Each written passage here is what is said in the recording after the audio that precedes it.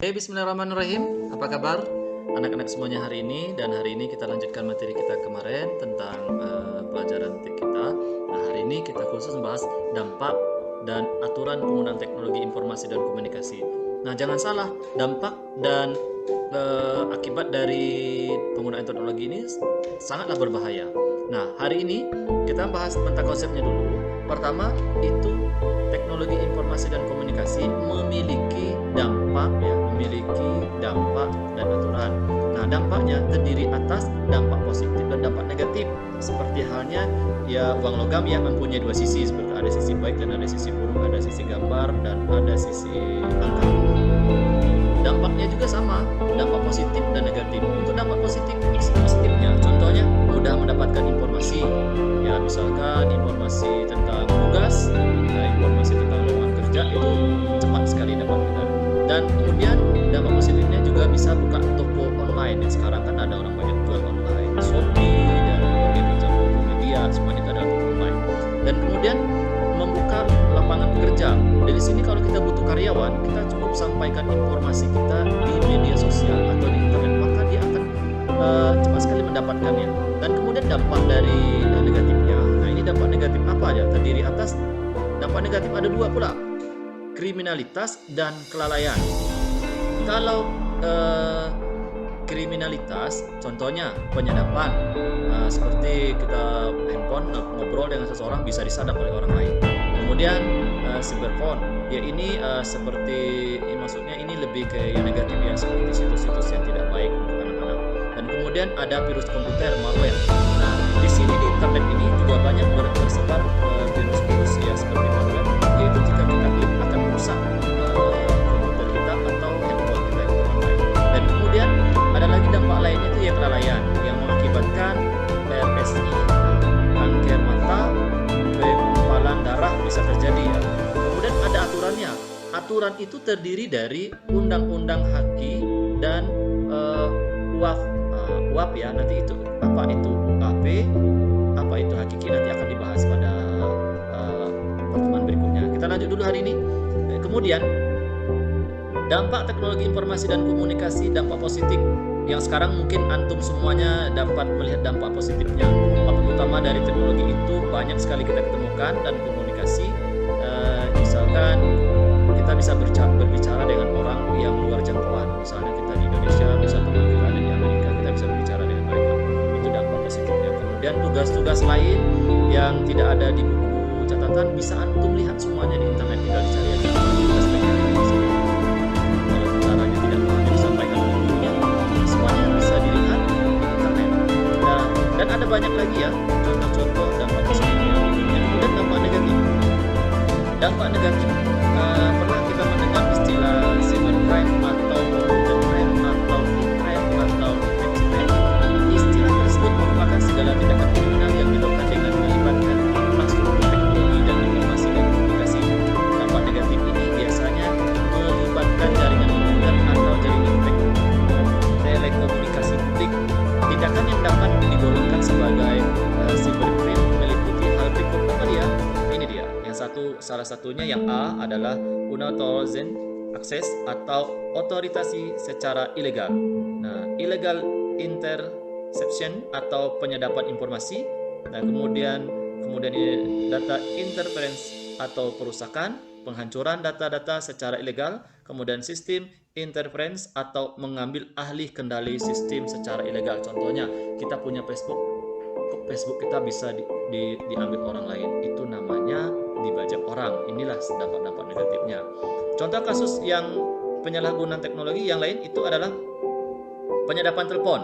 Nah, sebenarnya penyadapan telepon ini sangatlah terlarang kecuali bagi untuk mengatasi permasalahan tertentu, seperti polisi mengatasi suatu masalah persoalan yang sangat luar biasa, itu mereka diizinkan untuk menyadap telepon untuk membahas persoalan-persoalan yang sangat penting.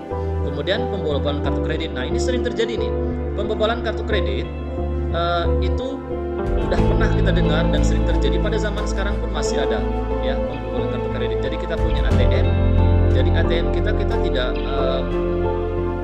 menarik tunai dimanapun, tetapi di laporan di handphone atau di mana kita dinyatakan uang kita sudah diambil sekian. Nah, pelaku biasanya yang kasus seperti ini, pelaku biasanya menyebarkan software khusus yang dapat merekam transaksi di situs-situs tertentu.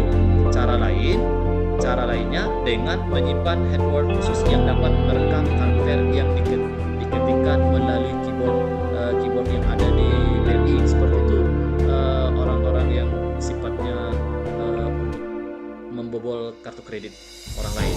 Nah, kemudian pembajakan ini ya, ini banyak terjadi nih. Penemuan teknologi fotokopi, printer, scanner adalah alat penulis CD DVD ternyata semakin mempermudah kegiatan pembajakan, khususnya software dan buku.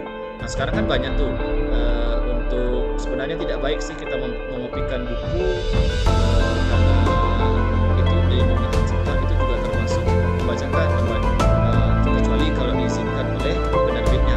Pembajakan dapat dikategorikan sebagai tindakan kriminal. Pembajakan akan mendorong orang untuk malas berkreasi karena khawatir karyanya dibajak oleh orang lain. Selain itu, pembajakan juga melanggar undang-undang. Nah, ini mereka khawatir, jadi dia tidak mau berkreasi lagi ya, karena khawatir kalau dia bikin sebuah film konten nanti DVD-nya bisa dibajak, bisa diperbanyak. Padahalnya untuk membuat sebuah konten dan untuk membuat sebuah film itu membutuhkan biaya yang besar. Nah, karena tindakan orang yang kurang bertanggung jawab, dia membajaknya sehingga CD-nya itu bisa didapatkan di mana-mana. Dan hal itu juga merugikan bagi seorang penulis atau yang lainnya. Walaupun kualitas bajakan tidak bagus, tapi ceritanya kan hampir sama dengan yang diceritakan dalam karya yang aslinya. Itu maksudnya. Kemudian cyberporn merupakan gambar-gambar porno dan video porno yang sering terlihat. Ya, sekarang ini kalau kita buka Facebook atau buka handphone di internet, mereka pasti kadang-kadang muncul hal yang tidak senonoh, seperti gambar-gambar yang tidak wajar. Nah, ini adalah salah satu perbuatan yang negatif dari penggunaan internet. Kemudian media penyebaran yang banyak digunakan adalah CD, DVD, telepon genggam, dan internet. Ada juga penyebaran materi pornografi menggunakan media cetak serta pembajakan. Kadang-kadang mereka bikin sebuah bacaan itu yang dapat merusak dan merugikan seseorang, termasuk dalam hal yang cyberporn. Kemudian penyebaran virus. Nah, virus komputer adalah program komputer yang dapat menggandakan diri. Nah, virus ini ya, kadang-kadang kita mulai memasukkan ke internet, nanti ada permintaan notifikasi. Ketika kita tekan yes atau continue, maka secara otomatis virus itu akan masuk ke komputer kita dan akan merusak file-file yang ada di komputer kita. Atau bisa juga virus itu dapat menjadi sebagai membuat komputer kita menjadi lamban untuk melakukan proses. Nah, itu penyebab dari virus komputer yang tersebar di internet. Nah, begitu. Kemudian ada gosip dan fitnah. Nah, di internet itu yang paling besar itu adalah gosip dan fitnah. Nah, gosip dan fitnah ini luar biasa di internet itu. Suatu berita yang pertamanya kecil itu akan menyebabkan nanti berita itu ya menjadi besar dan wah gitu. Nah, ya, padahal berita itu gosip itu sangat kecil, tetapi disebarkan di internet itu seluruh dunia baca dan seolah-olah berita ini adalah berita yang sangat besar. Seperti banyak yang terjadi. Padahal kita dalam Islam itu ya dilarang oleh Allah untuk memfitnah dan bergosip. Dan Al-Quran juga jangankan memfitnah, menggosip atau menggibah pun kita juga dilarang, walaupun itu adalah perbuatan yang ini ya semuanya tidak sesuai.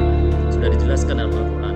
Di dalam internet ini luar biasa, itu sangat rusak. Kadang-kadang ketika orang itu menjadi kebiasaannya untuk melihat atau mendengarkan gosip tentang seseorang itu gimana ceritanya. Jadi hal yang seperti ini adalah hal-hal yang sangat merugikan kita ketika kita menggunakan internet. Antum semua itu harus pandai-pandai menggunakan media sosial.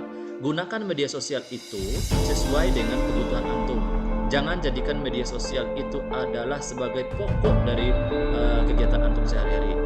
Ingat ya, semua anggota tubuh kita itu akan diminta pertanggungjawabannya di akhirat besok.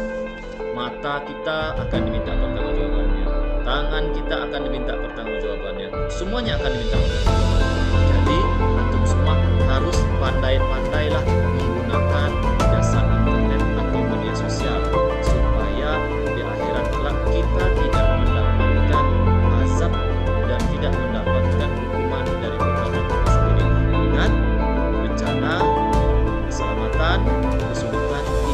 terjadi bukan karena orang lain, tetapi karena kita sendiri. Jadi kita semua harus meningkatkan keimanan kita. Kita harus sadar bahwa perbuatan negatif yang dilakukan dari media sosial itu sangat berbahaya buat antum. Sekarang memang tidak ada dampaknya, tapi nanti dampaknya seperti itu. Ya, antum semuanya harus paham itu. Kemudian berikut ini juga merupakan beberapa dampak negatif dari teknologi informasi dan juga komunikasi. Contoh, individu menjadi malas untuk bersosialisasi secara fisik. Mereka asik melihat handphone saja dengan sendirinya, sehingga teman di sampingnya atau kiri kanannya tidak diacuhkan. Jadi ini juga termasuk dari dampak buruknya bersosialisasi secara fisik dia tidak. Kadang-kadang sekarang game online itu bisa berbicara dari jauh-jauh. Contohnya Mobile Legends ya sekarang ya. Mobile Legends itu ada musuhnya gitu. Itu juga termasuk dampak dari negatifnya bersosialisasi kita tidak jalan secara normal gitu. Kemudian meningkatkan penipuan dan juga kejahatan. Ya, itu juga ya tadi udah dibahas ya. Penipuan, kemudian itu juga cyberbullying, artinya membuli kawan di internet itu luar biasa. Kemudian konten negatif yang berkembang pesat, fitnah dan juga pencemaran nama baik secara luas. Kemudian menjauhkan yang dekat, artinya menjauhkan yang dekat.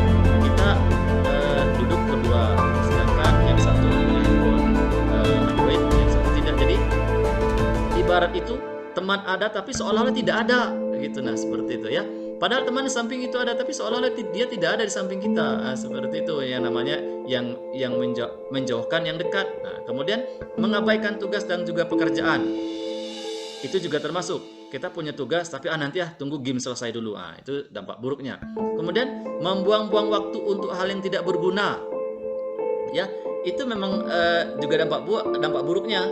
Sebenarnya kita bisa tugas lain, mengerjakan tugas PR sekolah, tetapi karena kecanduan, jadi waktu kita terbuang sia-sia saja. Kemudian yang 9, menurunnya prestasi belajar dan juga kemampuan bekerja seseorang.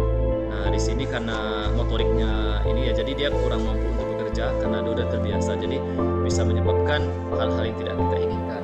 Oleh karena itu untuk anak-anak ustadz harus pandai ya dalam menerima dan menggunakan perkembangan teknologi, karena teknologi itu berbahaya sekali. Dan sampai di sini dulu pertemuan kita hari ini. Minggu depan kita lanjut tentang materi berikutnya, masih tentang ini teknologi ya. Lebih dan kurang mohon dimaafkan kalau ada kata-kata yang tidak sesuai atau tidak tepat, mohon dimaafkan ya. Sampai ketemu lagi minggu depan. Saya tutup dengan assalamualaikum.